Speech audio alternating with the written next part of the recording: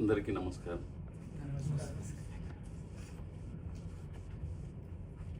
నా పేరు రవీందర్ కాశెట్టి, రోహిత్ వాళ్ళ ఫాదర్ని.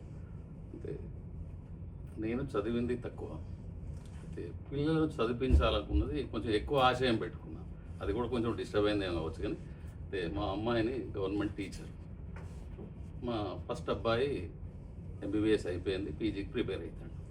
చిన్న అబ్బాయి ఏంటంటే నేను ఆర్ఎంపీగా పనిచేస్తా కాబట్టి మెడికల్ ఫీల్డ్ తెలుసు.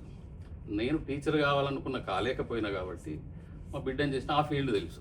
ఇదేమో జీరో నాలెడ్జ్, బీటెక్ అంటే జీరో నాలెడ్జ్. దాంతో బీటెక్లో జాయిన్ చేసినాం. అదేంటంటే కొంచెం హైపర్, ఎందుకంటే తొందరపాటు ఎక్కువ ఉంటుండే.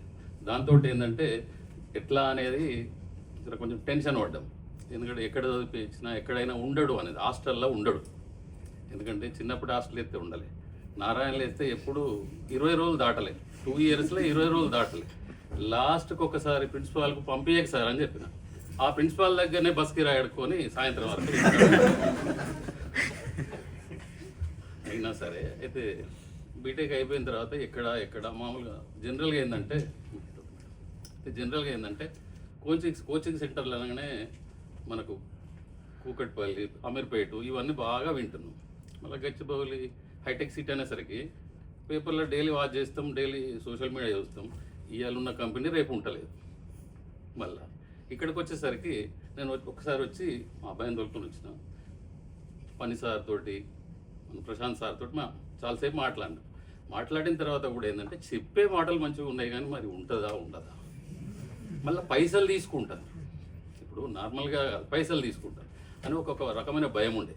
మళ్ళీ 2 months తర్వాత వచ్చేసరికి అసలు మావాడు నేర్చుకున్న, నాకు ఈ జావా ఇవి తెలియదు, జావా కోడింగ్ అన్నీ చెప్తుంటే నాకే పరిశ్రమ అనిపించింది.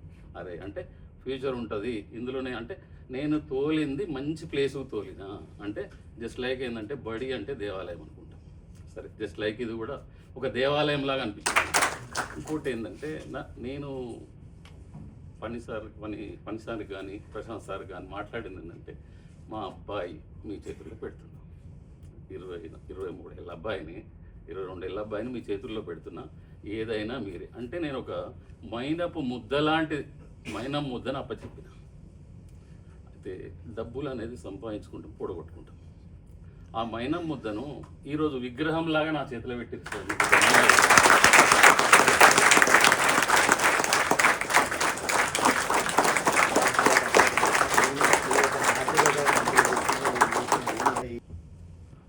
ఏంటంటే సహజంగా అంటే నేను కూడా మీ ఏజ్ నుంచి వచ్చినామని, అంటే అన్నీ తెలుసు.